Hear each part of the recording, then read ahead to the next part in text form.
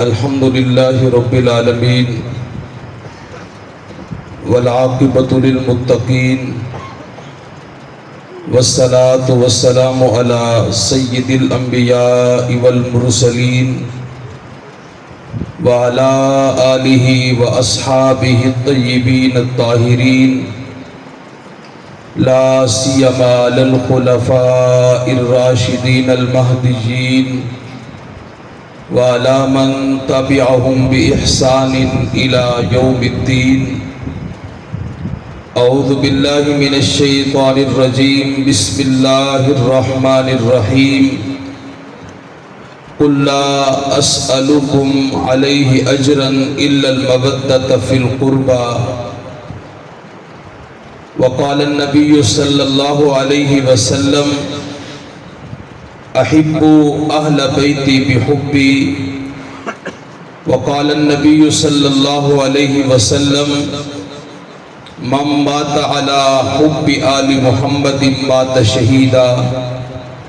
وقال النبي صلى الله عليه وسلم أذكركم الله في أهل بيتي أذكركم الله في أهل بيتي أذكركم الله في أهل بيتي. وقال النبي صلى الله عليه وسلم اللهم من كنت مولاه فهذا علي المولى. اللهم والي من والاه وعادي من عاداه. وقال النبي صلى الله عليه وسلم الحسن والحسين سيدا شباب أهل الجنة.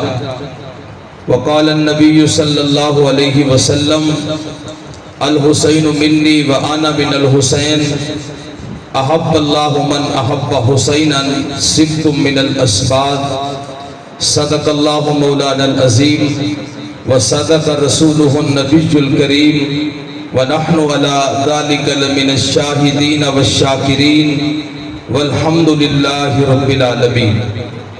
اللهم نور قلوبنا بالقرآن وزين أخلاقنا بالقرآن وأدخلنا الجنة بالقرآن ونجنا من النار بالقرآن. وقال الله تبارك وتعالى في شان حبيبه مخبرا وآبرا إن الله وملائكته يصلون على النبي یا ایھا الذین آمنوا صلوا علیہ وسلموا تسلیما. تمام احباب ایک مرتبہ عقیدت، محبت اور ثواب کی نیت سے آقا مدنی کریم صلی اللہ علیہ وسلم کی ذات بابرکات پر نماز والا درود پاک پڑھیں.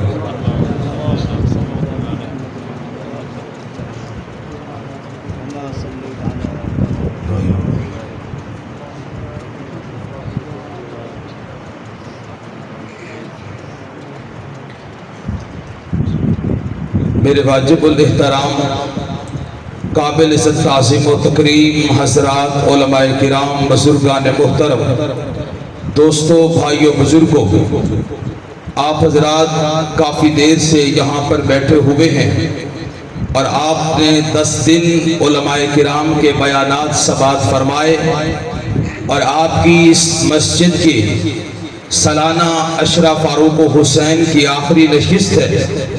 میں انشاءاللہ زیادہ وقت آپ کا نہیں لوں گا. دعا ہے کہ اللہ رب العزت ہم سب کی حاضری اپنی بارگاہ کے اندر قبول و منظور فرمائے. ہمارے بھائی برادر محترم جناب رانا عزیب اللہ صاحب اور ان کے جمیع رفقائے کار اور ان کی پوری سیرت کمیٹی جو یہ خوبصورت پروگرام ہر سال کرتے ہیں، منعقد کرتی ہے، اللہ پاک سب حضرات کو اپنی شیان شان جزائے خیر نصیب فرمائے.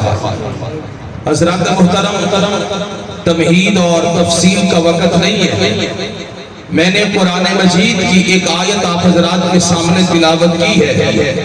قُلْ لَا أَسْأَلُكُمْ عَلَيْهِ أَجْرًا إِلَّا الْمَوَدَّةَ فِي الْقُرْبَى. اللہ کے پیغمبر فرماتے ہیں اے لوگو، میں نے جو تمہیں دین دیا ہے، اسلام دیا ہے، کلمہ دیا ہے، قرآن دیا ہے، سنت اور شریعت دی ہے، میں نے جو تمہیں زندگی گزارنے کے شرعی اصول، ضابطے اور قوانین آپ کے حوالے کیے ہیں، میں اس پر تم سے کسی قسم کے اجر کا مطالبہ نہیں کرتا، تم سے کسی قسم کی فیس کا مطالبہ نہیں کرتا، تم سے کسی چیز کی ڈیمانڈ اور مطالبہ نہیں کرتا، الا المودۃ فی القربى، میرا مطالبہ، میری ڈیمانڈ صرف اور صرف یہ ہے کہ میرے اہل بیت کے ساتھ پیار بھی کرو اور میرے اہل بیت کے ساتھ عقیدت بھی رکھو۔ اب یہاں ایک تھوڑا سا علمی سوال ہے، سوال یہ ہے کہ جب اللہ کے پیغمبر نے دین دیا، اسلام دیا، کلمہ اور قرآن دیا، کسی قسم کا کوئی مطالبہ نہیں کیا، تو اہل بیت کی محبت بھی نہ مانگی جاتی، اہل بیت کی محبت کا بھی مطالبہ نہ ہوتا، کیونکہ یہ بھی تو ایک قسم کا بدلہ بن سکتا ہے۔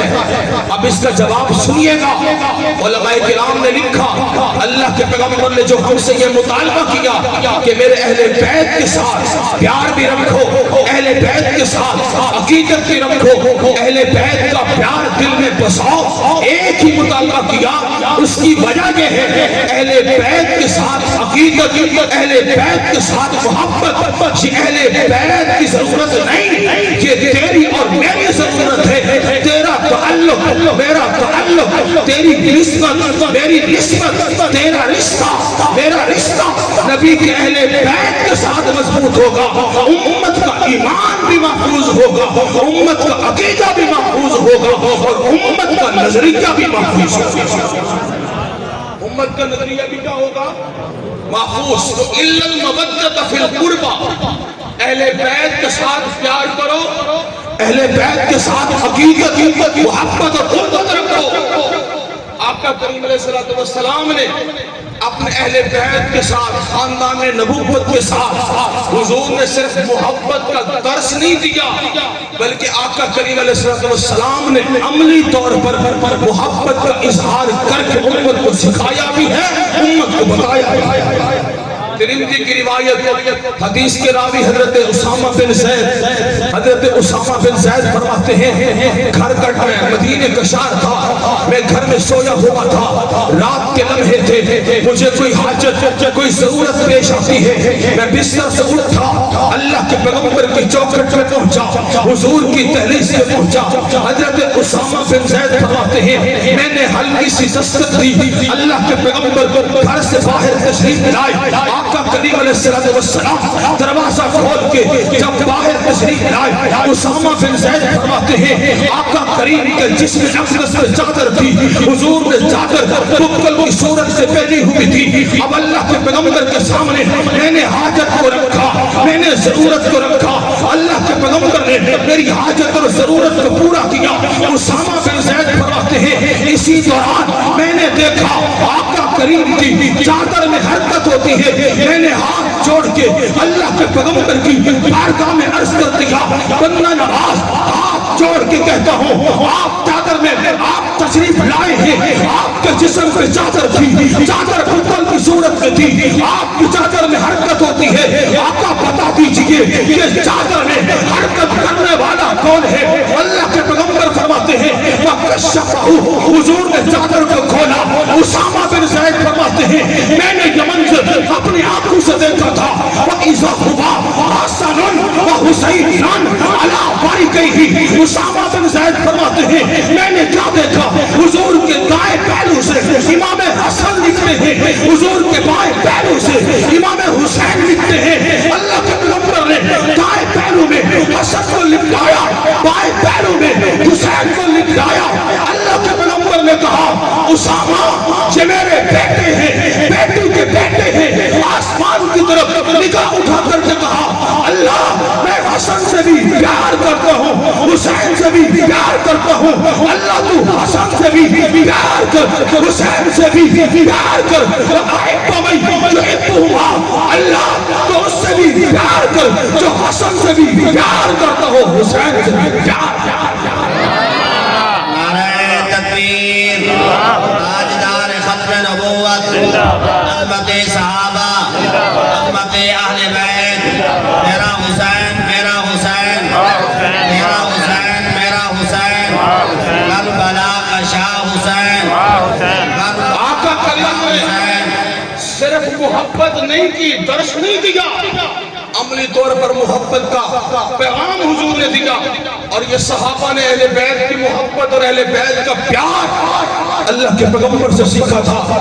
بارش ہونے لگی ہے، توجہ کے ساتھ بیٹھیے گا. نبی کے صحابی ہیں، نام ہے سیدنا ابو ہریرہ رضی اللہ تعالیٰ عنہ. حضرت ابو ہریرہ ایک مرتبہ بیٹھے تھے، ایک اور بات درمیان میں آ گئی. حضرت سیدنا انس ابن مالک نے ایک دن حضرت ابو ہریرہ سے کہا، ابو ہریرہ کیا وجہ ہے تو جہاں پر بیٹھا ہے تیرے ارد گرد لوگوں کا ایسے ہجوم ہو جاتا ہے، لوگ ایسے کٹھے ہو جاتے ہیں جیسے شہد کے ارد گرد مکھیاں کٹھی ہو جاتی ہیں. کون سا نسخہ، کون سا فارمولہ، کون سی ایسی بات تیرے پاس ہے؟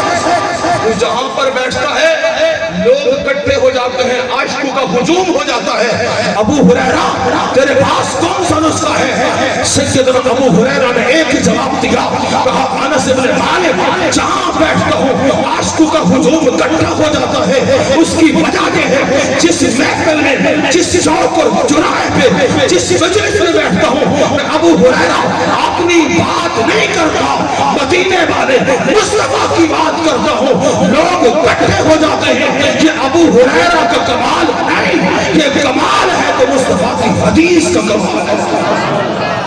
اس کا کمال ہے حضور کی حدیث کا، حضور کے فرمان کا کمال ہے. یہی ابو ہریرہ امیر المومنین فی الحدیث، حدیث پڑھا رہے ہیں مدینے کا شان، مسجد نبوی کا ماحول درس حدیث چل رہا ہے. مرکز تھکے تو نہیں میں بیٹھے، سبحان اللہ. ایک ملنگ کو سردار پٹوایا، ساری دیوار سردار سے ملنگ کو پٹوایا، اور شوگر پٹی شام کو آپ کانڈ چھلی بھی ہے. سردار صاحب کو بندے آتے ہیں ایسے ہی، کوئی میری خدمت، کوئی میرا اجر، میری فیس. سردار صاحب چاول کی ایک پلیٹ دیتی، وہ کانڈ کو کپڑا لا دے آکے آگے سے میری کانڈی دے گا، اپنے چاول کی پلیٹ ہی دے. اور تو سب میرا زور ہی دیکھو تو اپنی سبحان اللہ ہی دیکھو، اپنا کو سبحان اللہ.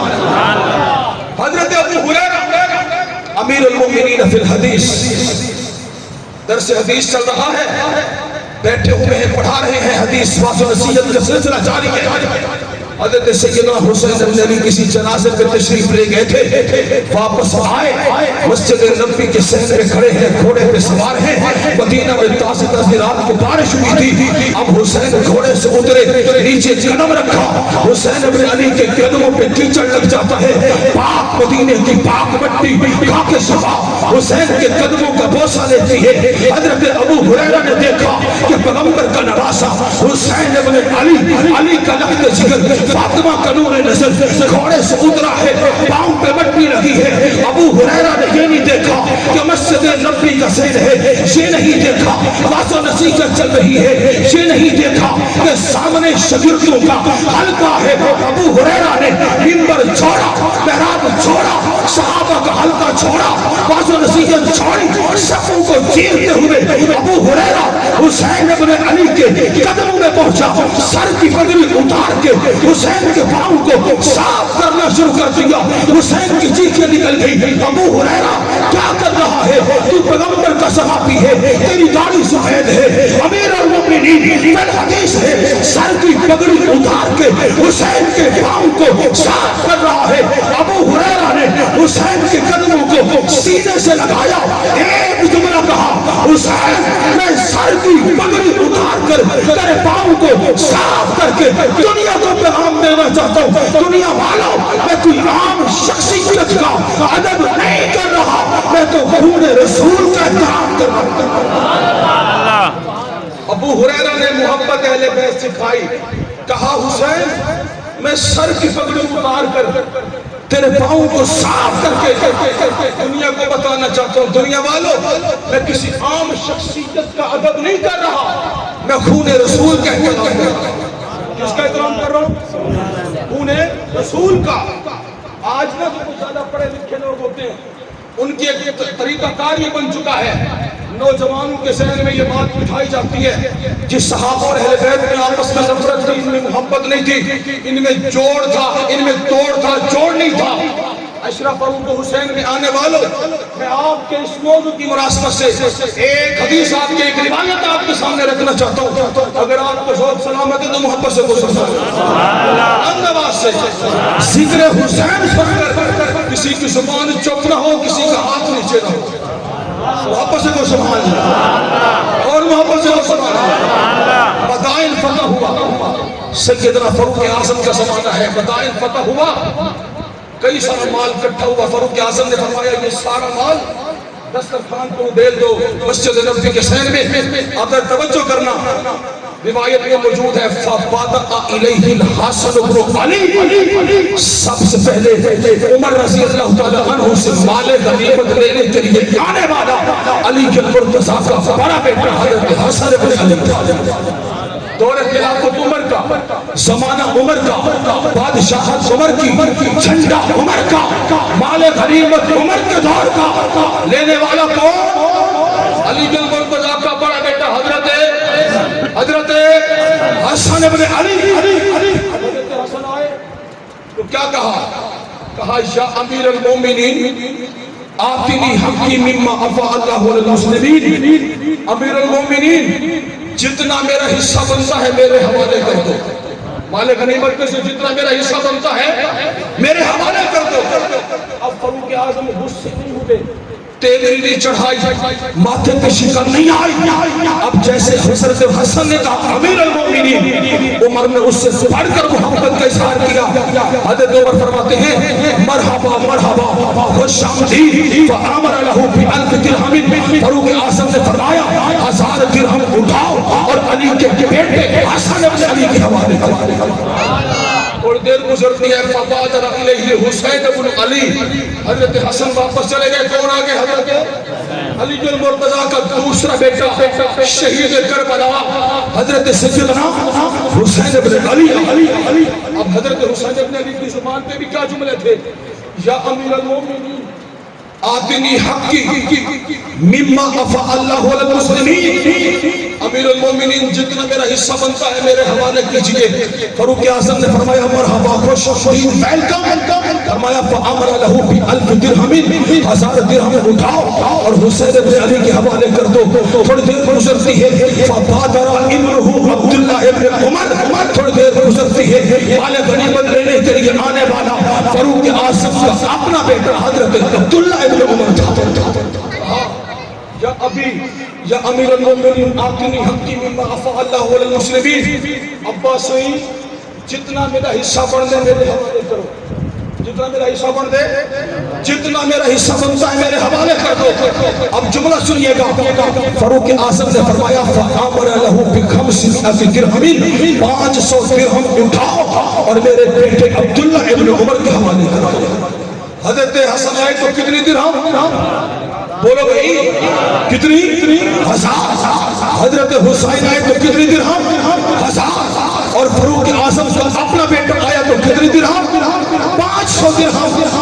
اب عبداللہ ابن عمر پتہ کیا کہتا ہے؟ مولانا ادرار رحمانی صاحب کی جملہ آپ کی نظر سے حضرت عبداللہ ابن عمر نے فرمایا یا ابی انا رجل مشیت اضرب بالسیف بین یدی رسول اللہ صلی اللہ علیہ وسلم والحسن والحسین وما طفلان یدرجان فی سکۃ المدینہ تؤتیہم الفا وتؤتینی ب500۔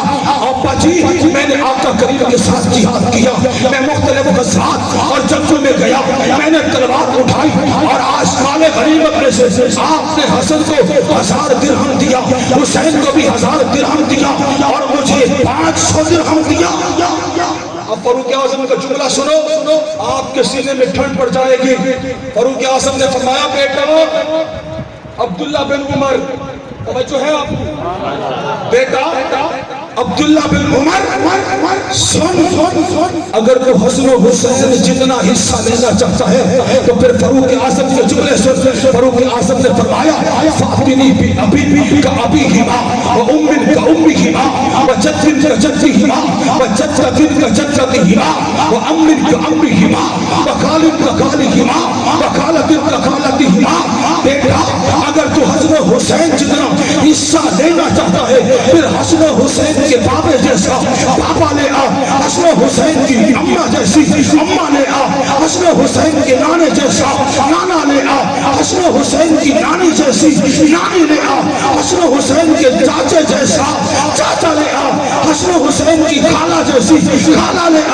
بیٹا قیامت تو آ سکتی ہے، حسن جیسا حسین جیسا رشتہ نہیں لا سکتا، پھر حسن کے ساتھ حسین کے ساتھ مقابلے کی ضرورت بھی کوئی نہیں، مقابلے کی اجازت کوئی نہیں۔ بیٹا قیامت تو آ سکتی ہے، قیامت تو آ سکتی ہے، تو حسن جیسے حسین جیسے رشتے نہیں لا سکتا۔ کیوں نہیں لا سکتا؟